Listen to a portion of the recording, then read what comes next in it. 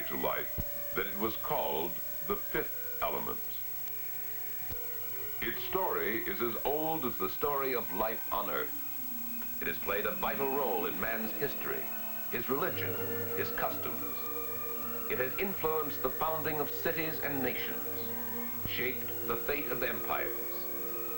The ancient Greeks worshipped it no less than the sun, and Plato called it a substance dear to the gods. In order to safeguard it, the Romans constructed one of the greatest military roads of all time. The lack of it brought disaster to Napoleon's legions in the historic retreat from Moscow, and thousands died. It played an important role in the war between the states. It is blood.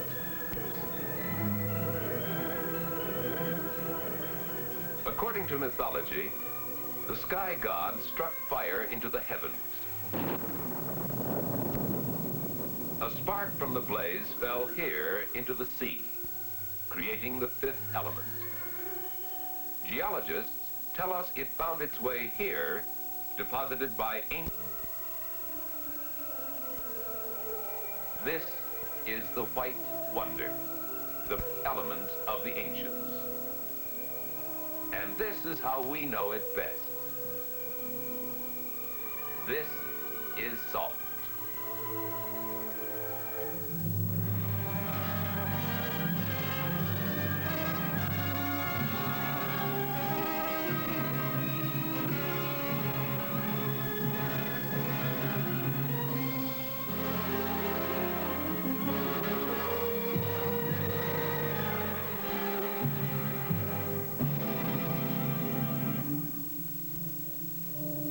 This pile of salt weighs 200 pounds, approximately the amount you will require to meet your everyday needs in a single year.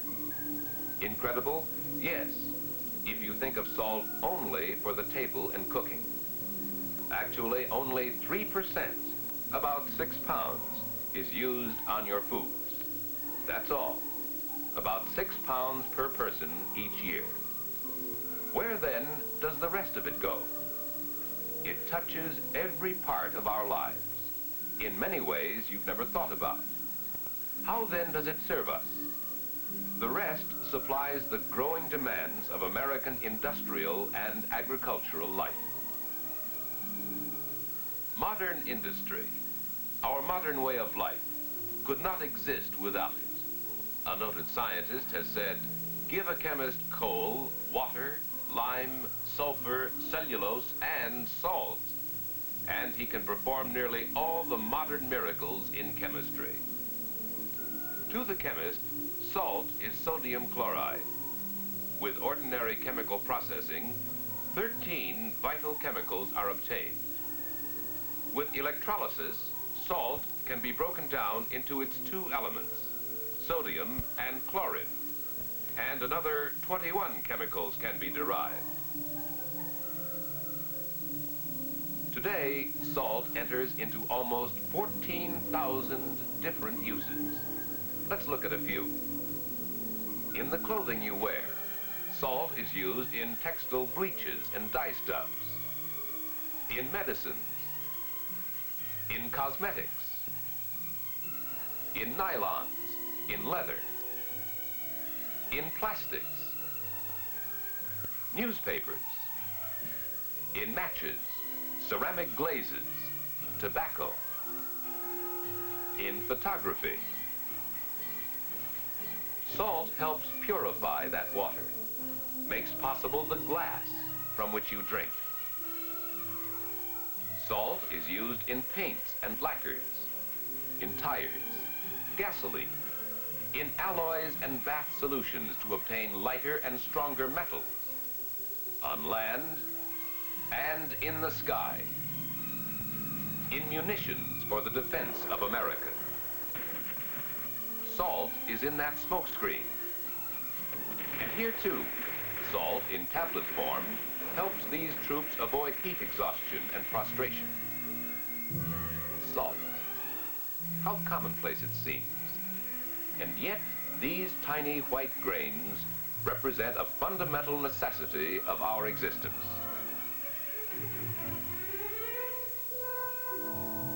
Nature made it abundant, but making it available is something else again.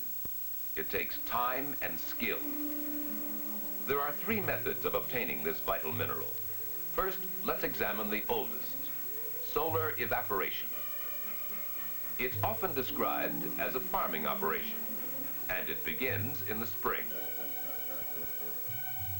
You take salt water and direct it toward great concentrating ponds, where time, wind, sunshine, and careful controls take care of the rest. Impurities like calcium sulfate precipitate and settle out. The brine becomes more and more concentrated, and when tests show the brine has reached proper density, it is pumped into garden ponds. Month after month, under constant supervision, it crystallizes, builds up. Then comes the harvest.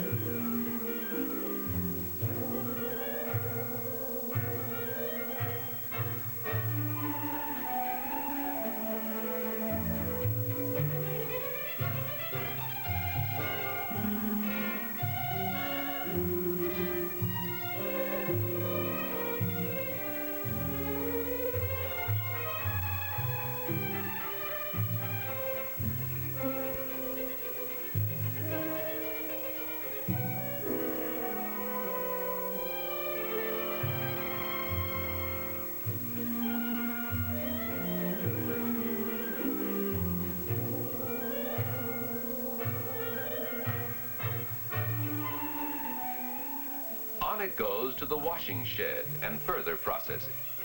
Salt, for table use for example, must be rebrined and evaporated in vacuum pans. Other grades, after drying, screening, and packing, may eventually find their way into atomic energy. Or here. For salt plays an important part in the agricultural life of America too.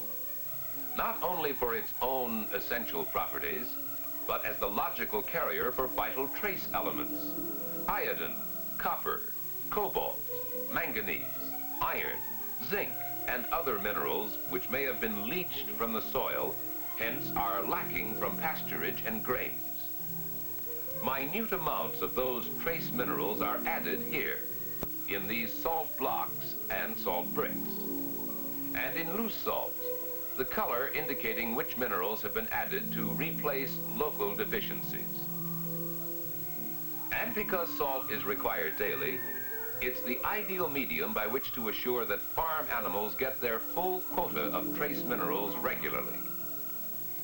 Poultry has an unusually heavy demand for manganese and other minerals for purposes of early growth and egg production. Here again, the necessary minerals are best introduced through salts mixed with feed.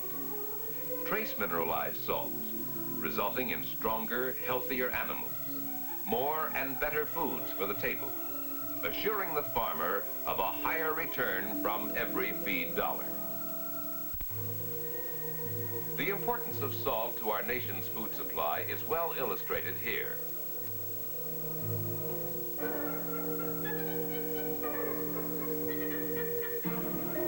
There is salt for baking.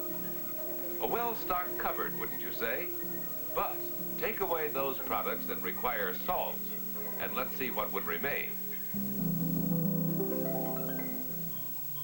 Man has invented a host of seasonings: ketchup, mustard, chili sauce, Tabasco, mayonnaise, French dressing, Thousand Island, many others. Each requires its quota of salt. Salt for peanuts, for potato chips, for pretzels, and candy. Salt for cereals, flour, olives, pickles, jams and jellies. Baby food, spaghetti, macaroni, noodles, salt for Rover's biscuits, and salt for food canning.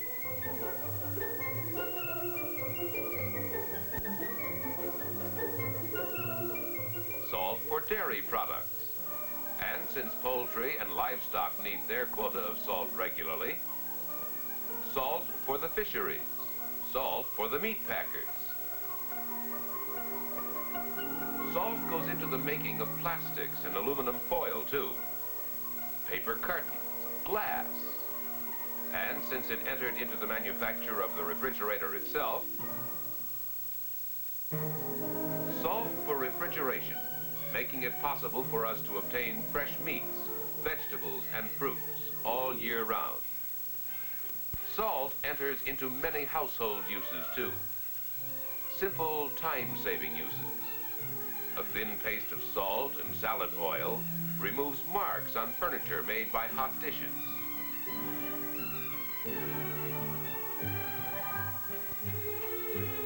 When enamel turns yellow, a solution of salt and turpentine rubbed on restores whiteness.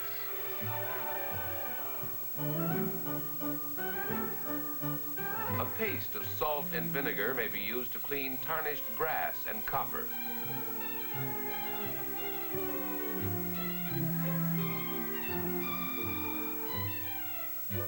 Sprinkling salt on carpets and rugs not only helps destroy moths, but brightens the colors as it cleans. Clothespins will not stick to clothes in cold weather if they are soaked in brine for a few hours.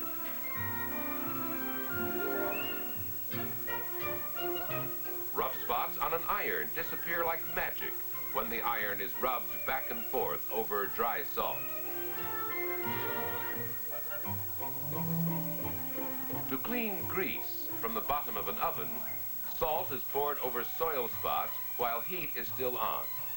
When grease is dried, salt is removed with a stiff brush.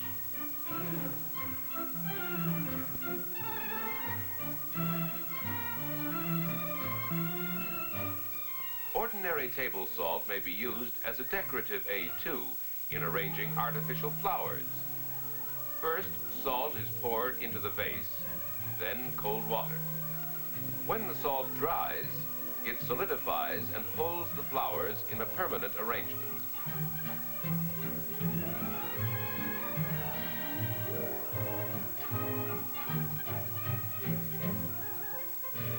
Hard water oftentimes means hardship for people who have to use it. Years ago, Grandmother caught dark rainwater in a barrel, used it for special household purposes because it was relatively soft, and so was the water she obtained from the cistern. But this water was hard. It came from the well, and that made all the difference. As rainwater falls toward Earth, it picks up some carbon minerals and other impurities that turn it to a dark color when collected, in Grandmother's rain barrel, for example. However, it is still soft water. But what happens to this soft rainwater when it reaches the earth? It seeps through the ground or runs off into streams and rivers, and in doing so picks up calcium, magnesium, and perhaps iron and manganese, earth minerals that make it hard. These minerals tend to solidify under heat and form a scale on any vessel containing water, be it in the tea kettle or in the steam boiler of a modern factory. This scale decreases the efficiency of the boiler and must be removed or prevented. When used for laundering or other washing purposes, Hard water develops a scum known as hard water curds, makes washing more difficult, requires more soap. Though hardness of water varies in different regions of our country, a large portion of the United States has hard water, as you can see. The darker areas indicating harder water. Again, we are indebted to salt for helping us change hard water to soft. In the home, in the factory, salt is the key to our soft water supply. Salt pellets in this appliance help turn hard water to soft, making washing easier, faster, more economical. Soft water is also vital to many industries, and salt makes it possible to provide the tremendous quantities needed at the lowest possible cost. How fortunate we would be if salt were everywhere close at hand on the surface of the earth. But it isn't. So man must search, find it elsewhere. In some cases, deep in the earth. Here, 700 feet underground, you are literally surrounded by salt. The pillars, the ceiling, the floor, all solid salt. From thick beds like this, from great salt domes, you can mine it as you would mine coal. But it is always clean and comfortable down here, and the temperature all year round is like that of a clear October day. Giant pillars support the roof of the mined-out area. These, for example, are approximately 80 by 100 feet. The mining operation begins, and the face of the salt wall is drilled for dynamite charges.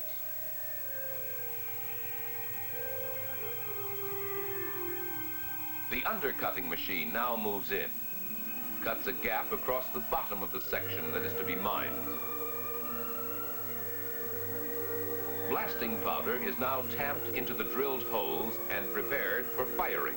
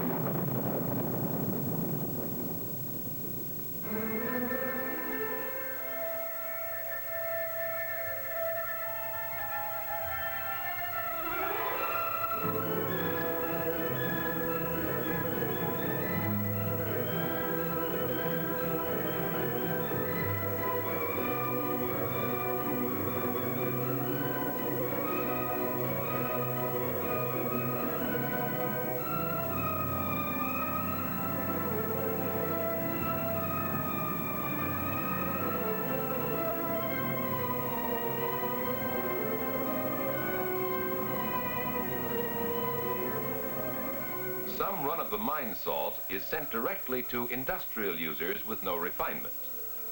For other uses, it must go through further processing steps, some simple, some complex, before it is ready to be shipped to serve America in a multitude of ways. For instance, in winter, snow is great for sledding and skiing, but if workers, trucks, and shoppers are snowbound, the economic loss can run into millions of dollars per minute, not to mention the toll in human suffering if doctors, ambulances, police, and fire equipment were to be immobilized. Salt, with its fast melting characteristics, is the most effective and economical material to clear thoroughfares. As shown in this simplified demonstration, its action penetrates and quickly perforates ice and snow and loosens the bond at the surface of the pavement, leaves roads open and safe.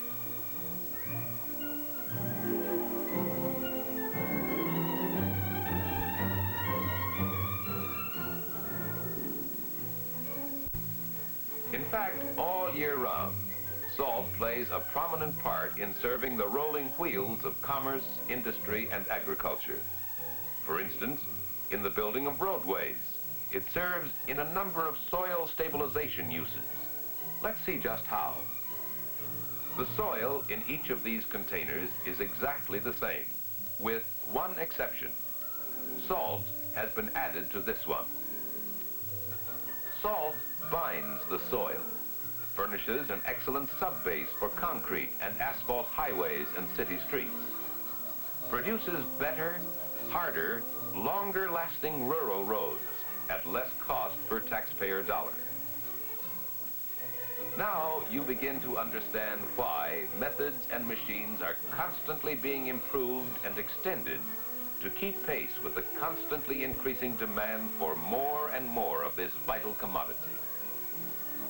The third method developed for salt recovery is drilling. By a stretch of the imagination, you might describe this hydraulic process as mining by pipeline. More than half of our total salt supply is produced by this method. Fresh water is pumped through pipes into the well, and the resulting saturated brine is then forced up, creating a high-quality product that finds its way to your tables and into many other uses. The brine, pumped up from the well, goes into these large settling tanks. Chemicals remove impurities. The purified brine moves on into airtight evaporators called vacuum pans.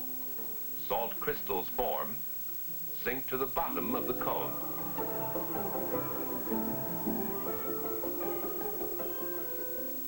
A rotary dryer takes the wet salt and reduces the moisture to less than 1%. Last moisture is removed in this great kiln, where the salt is tumbled and baked.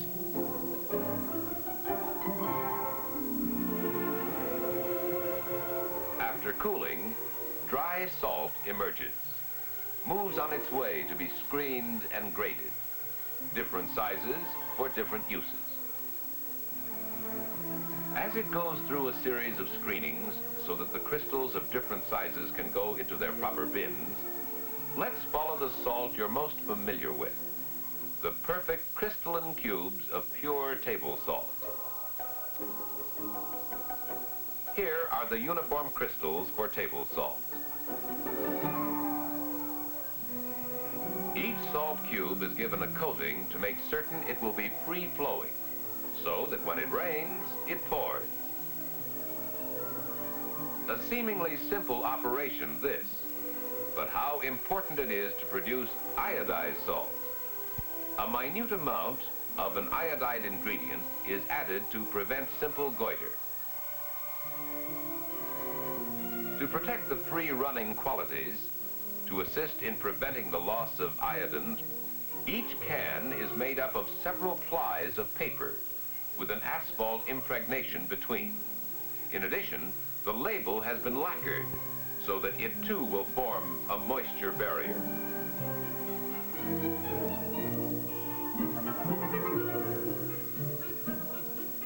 Here in this modern research laboratory, the first in history devoted to that simple substance salt, skilled technicians are looking to the future, constantly seeking new uses of salt to benefit mankind. Salt, from tiny soft water pellets to 100-pound bags, made in 100 different kinds and grades. Serving agriculture, serving the rolling wheels of transportation, the food industry, salt for canning, salt for the fisheries, salt for the meat packers, salt for foam meat curing, and for many household uses. Salt, the pure white crystals of sodium chloride, serving the wonderful world of chemistry. Without this essential mineral, such vital and useful products as these would not be possible. Synthetic rubber, plastics, textile bleaches and dye stuffs, pharmaceuticals, cosmetics, paints and varnishes, insecticides, fire extinguishing fluids, glass.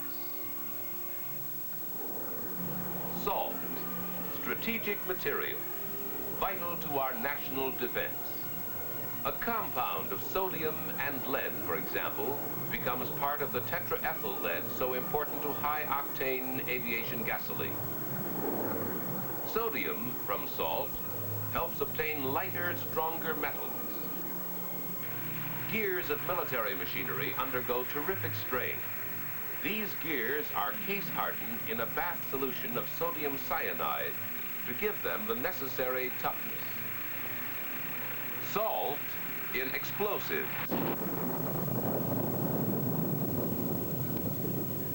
Salt essential in munitions.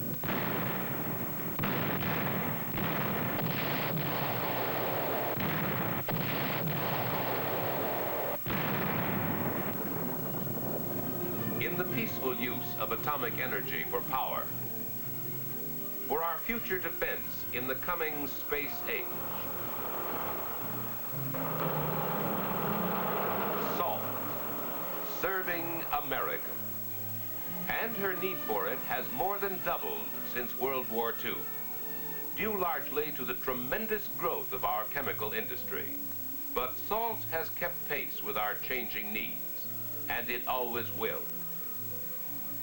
If you want a dash of salt for your food, if you want carloads, as an individual, or as a community, or as one of the 60 major industries depending on this vital mineral, no matter where you are, rest assured that you can have exactly what you want, when and where you need it. Salt from the solar ponds.